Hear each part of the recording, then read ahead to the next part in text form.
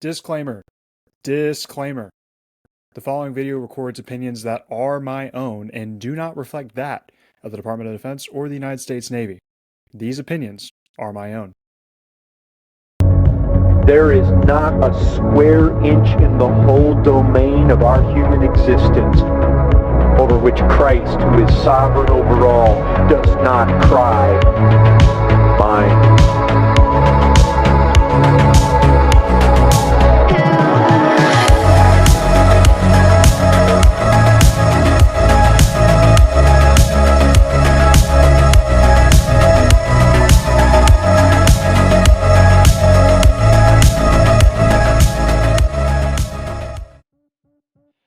Question 4, did they, so number 3, I can't remember what number 3 was. Did they establish Christian governments and laws? Yes. So Christians founded the nation, check.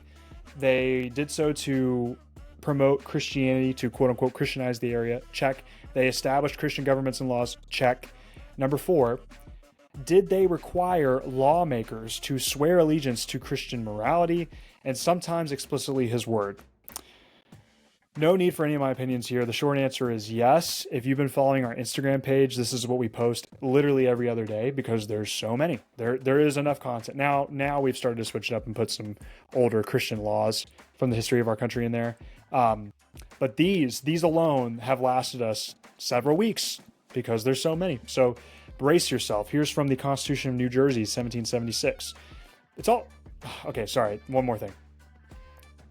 I've put it before on our Instagram posts, but if you're not aware, again, everyone, when we start talking about Christian politics, everyone gets so worried and they clutch their pearls and they reach for the First Amendment, not recognizing that at the time of the ratification of the Constitution, and ergo the ratification of the First Amendment, 9 of the 13 states had established churches and 12 of the 13 had established religions. If you don't believe me, you're about to see it, and you should just go check out our Instagram page. But the thing, those two things, state churches and a constitution prohibiting Congress from establishing an official religion, those things are not in contradiction, because the intent of the First Amendment is to withhold Congress, that is the federal government, from establishing a particular form of worship or government. States had all the right in the world to do so, as we will see from these laws. So again, from the Constitution of New Jersey, 1776, quote, "Every person who shall be chosen a member of either house or appointed to any office or place of trust before taking his seat or entering upon the execution of his office shall take the following oath or affirmation, if conscientiously scrupulous of taking the oath to it.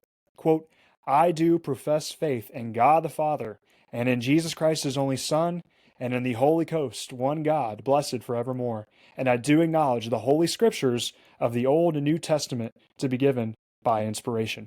Excuse me, that was from the Constitution of Delaware, 1776. I was about to say, they ain't doing that on Jersey Shore. But anyway, so that was from Delaware, 1776, literally acknowledging the triune God, the one true God, the Christian God. So you can't say that, they were leaving room there for Muslims or Jews or, any other religion. They explicitly say the Father, Son, Holy Spirit, and confess allegiance to the scriptures of the Old New Testament. Pretty wild stuff, huh? Well, maybe Delaware was alone in that. From New Jersey. Now we're to New Jersey. Sorry, if you're from New Jersey, I've disrespected you a little bit by playing with your mind. But here you go. Also from 1776. "No Protestant inhabitant of this colony shall be denied the enjoyment of any civil right merely on account of his religious principles, but that all persons professing a belief in the faith of any Protestant sect who shall demean themselves peaceably under the government as hereby established shall be capable of being elected into any office of profit or trust or being a member of either branch of the legislature." Similar themes to that of Delaware. Here's from Pennsylvania, 1776.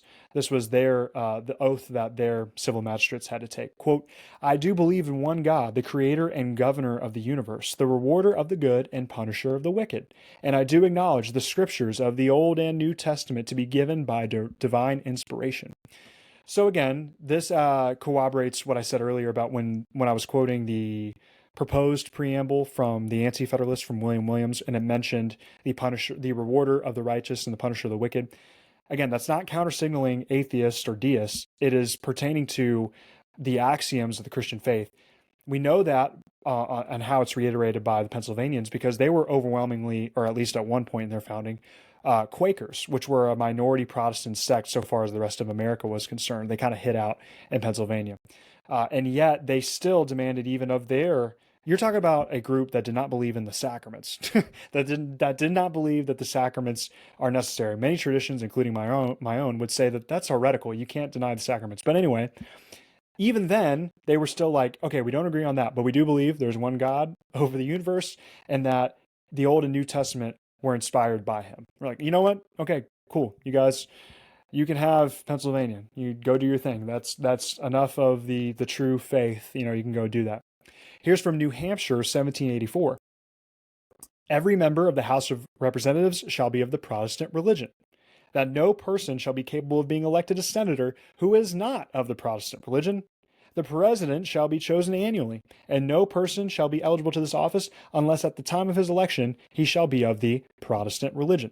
Now, for those of you confused, the mention of president there, is with respect to most parliaments and or congresses in history have had a president of the Congress. It's similar to the prime minister's role in a parliament. That'll come up later when we do more history on the 14 presidents before George Washington, just to whet your appetite there, sprinkle that in there. But that's what the New Hampshire Constitution was referring to there, the leader of Congress, essentially. Here's from Massachusetts in 1780. Any person chosen governor, lieutenant governor, counselor, senator, or representative, and accepting the trust shall therefore, before he proceed to execute the duties of his place or office, make and subscribe the following declaration. So here's the oath. Quote, I, blank, do declare that I believe the Christian religion and have firm persuasion of its truth, and that I am seized and possessed in my own right of the property required by the Constitution as one qualification for the office or place to which I am elected. That's some pretty serious language. Again, that if you were found in violation of that, to be an apostate or somebody who was trying to wear a Christian skin suit and fool a bunch of people, like, no, you were held accountable to your oath where you said, quote, firmly persuaded of its truth or seized and possessed in my own right to the Christian faith. That's pretty stout. Here's from Vermont, 1777. And each member, before he takes his seat, shall make and subscribe the following declaration. I, blank, do believe in one God, the creator and governor of the universe, the rewarder of the good and punisher of the wicked. And I do acknowledge the scriptures of the Old and New Testament to be given by divine inspiration, and own and profess the Protestant religion. So a lot of Catholics would be terrified by a lot of this. Don't worry, you'll have a future in the in the future Christian America.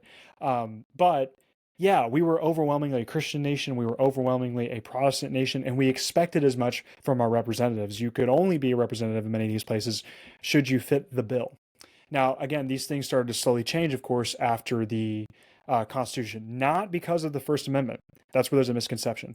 The most damaging thing to Christian politics in the Constitution is not the First Amendment, because again, we literally maintained state churches for several years after the Constitution was ratified. What ultimately undid established churches was Article 6, Section 3 or Section 4 of the Constitution, which prohibits what they called religious test oaths. It prohibited people who were going to assume office from taking those.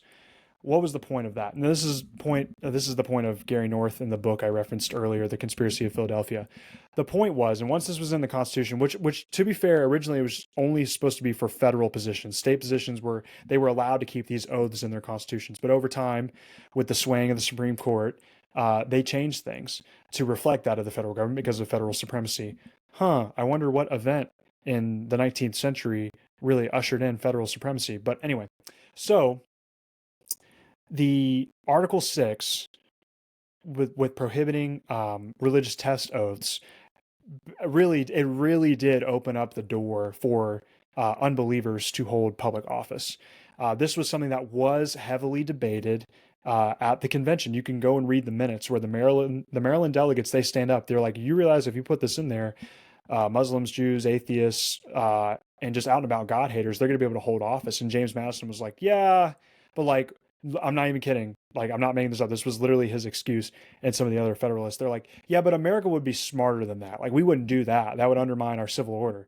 But we don't like the idea, the philosophy of denying anybody. So we're going to put this in here, but don't worry, we would never do that. And then sure enough, within 2 generations, it started happening in mass. But anyway, critics who insist on their denial in light of these references imitate the sentiment of Isaiah, where he said, quote, "Ye shall hear indeed, but ye shall not understand.